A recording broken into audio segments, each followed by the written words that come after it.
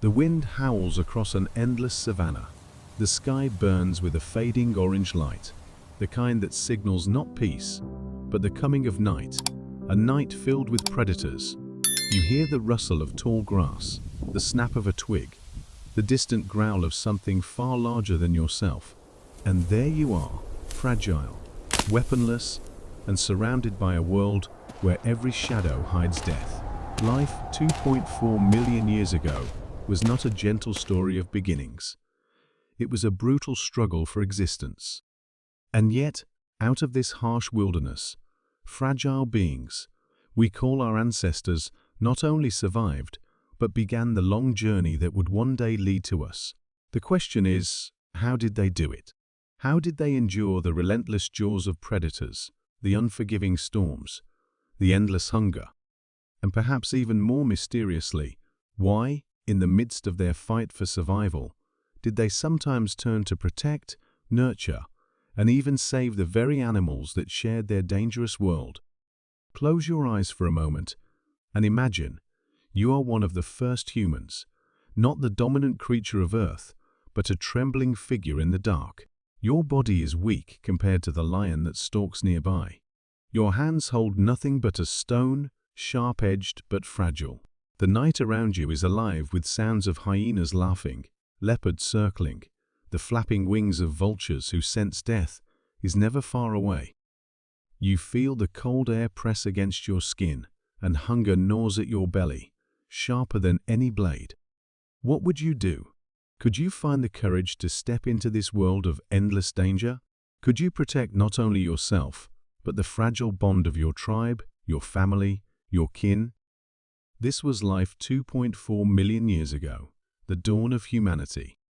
Our ancestors were small, vulnerable creatures, more prey than predator, yet they carried something extraordinary within them: curiosity, intelligence, and the spark of cooperation. These were the first tools that mattered more than claws or fangs. And so, under the unforgiving sun of Africa, in forests thick with shadows and plains teeming with predators, humanity's great survival story began. The world then was not the world you know. Imagine vast plains stretching endlessly, where mammoths roamed in herds, their tusks like ivory towers glinting in the sun.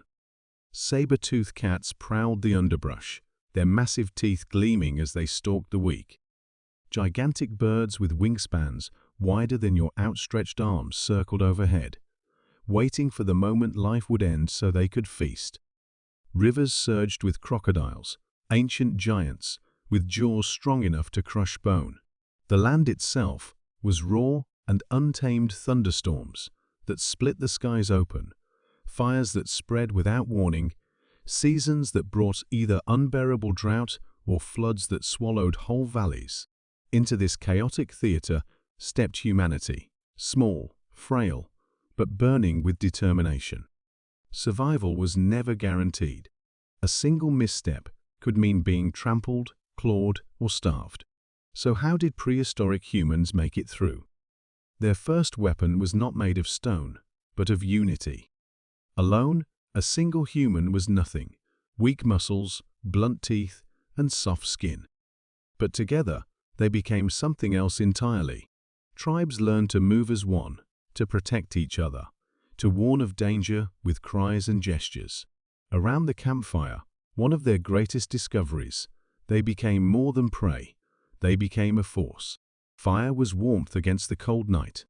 Fire was protection from prowling beasts who feared the dancing flames. Fire was the first step in controlling the chaos of nature. And fire was a memory, a place where stories could be spoken, where knowledge could be passed on, where the tribe learned not only to survive today, but to prepare for tomorrow. But even fire was not enough. Hunger stalked them like a shadow. Imagine waking with an empty stomach, children crying in hunger, the elders too weak to walk.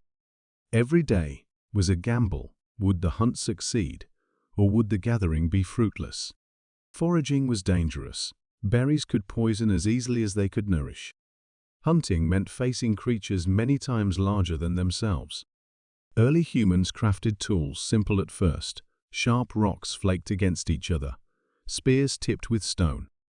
These tools were their teeth, their claws, their chance at survival.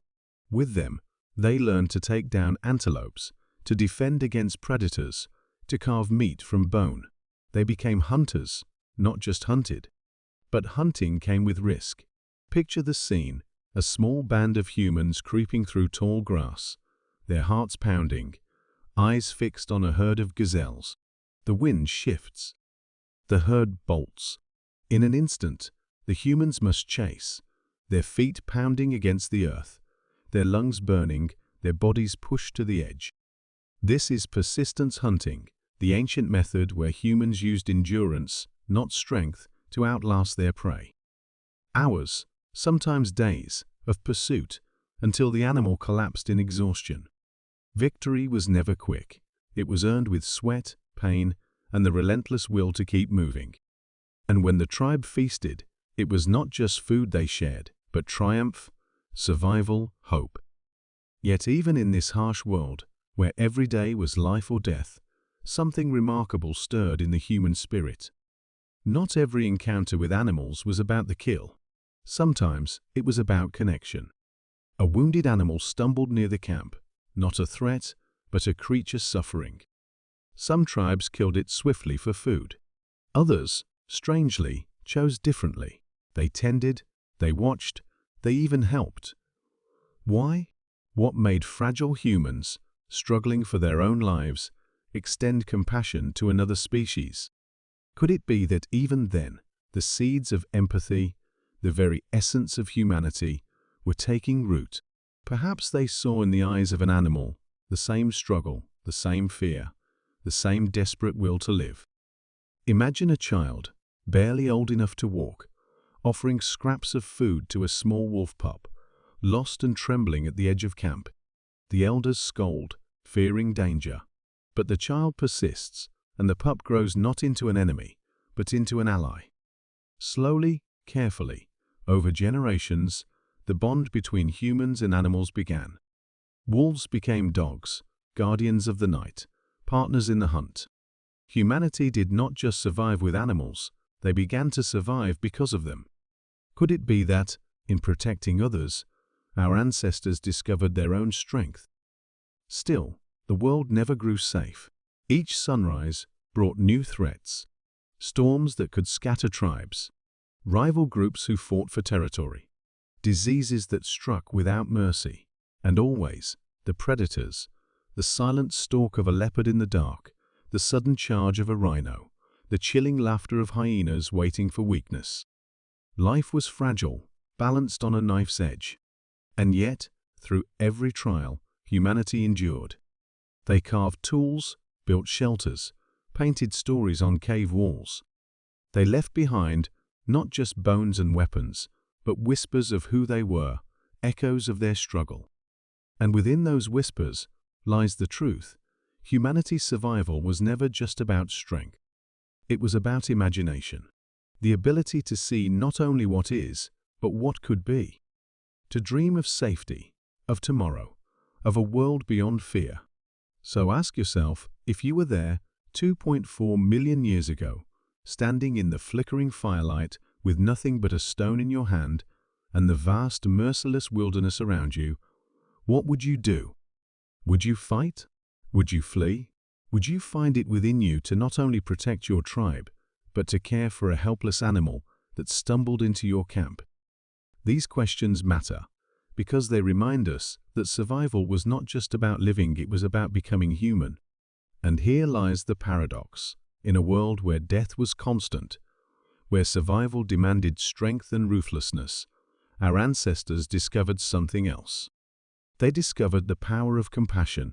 They learned that saving an animal could one day mean saving themselves. They realized that protecting the weak could bind a tribe stronger than fear ever could. They found that in the act of caring, they were not losing strength, they were creating it. This is the story of life 2.4 million years ago, not just a tale of hunger and danger, but a testament to the extraordinary resilience of the human spirit. Our ancestors endured storms, predators, starvation, and endless fear.